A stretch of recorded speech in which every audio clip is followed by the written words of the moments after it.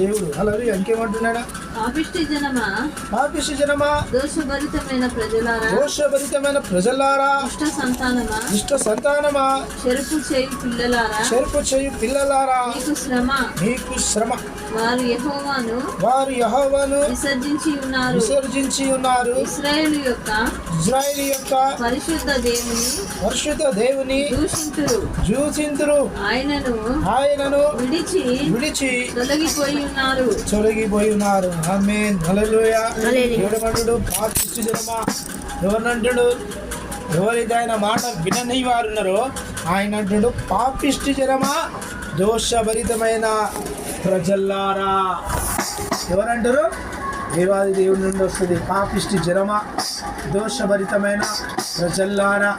మరి దోషముతో నిండింది ప్రజలంతా. మరి ఎక్కడ చూడు దోషం లేకుండా లేదా? పాపంతో నిండింది దేశమంతా. ఇంకేమంటుంది? దుష్ట సంతానమా అంటే, దుష్ట సంతానం అంటే దుష్ట ఆలోచనలతో, చెడు వ్యసనాలతో నడుస్తున్న సంతానాన్ని ఏమంటున్నాయినా? దుష్ట సంతానమా.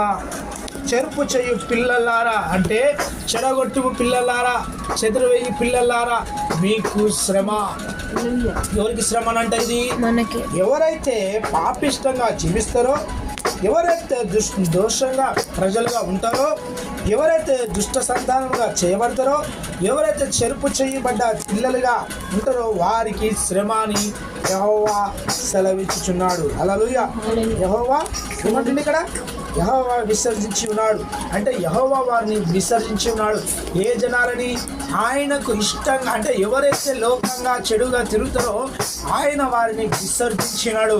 ఎవరు విసర్జించుడు? దేవాది దేవుడే విసర్జించిండు. ఎందుకు దేవాది దేవుడు విసర్జించిండంటే, దేవుడు ఆకాశం అందు ఉన్నాడు, ఆయన భూమి అందు మనం ఉన్నాం.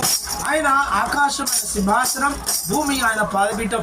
మరి భూమి ఆకాశం ఆయనను మహిమపరుస్తుంది, భూమి ఆయనని గణపరుస్తుంది, ఆకాశం ఆయన పొగుడుతుంది. ఈరోజు మనిషి ఏమైతాడు? పాపపు క్రియలో ఉన్నాడు. అందుకని దేవుడు ఏమంటాడు? నేను విసర్జించిన. ఏమంటున్నారా?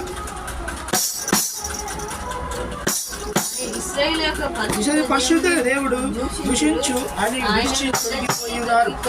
అంటే ఎప్పుడైతే ఇశ్రాయేలు జనాలు దూషించారో వాళ్ళు దేవుని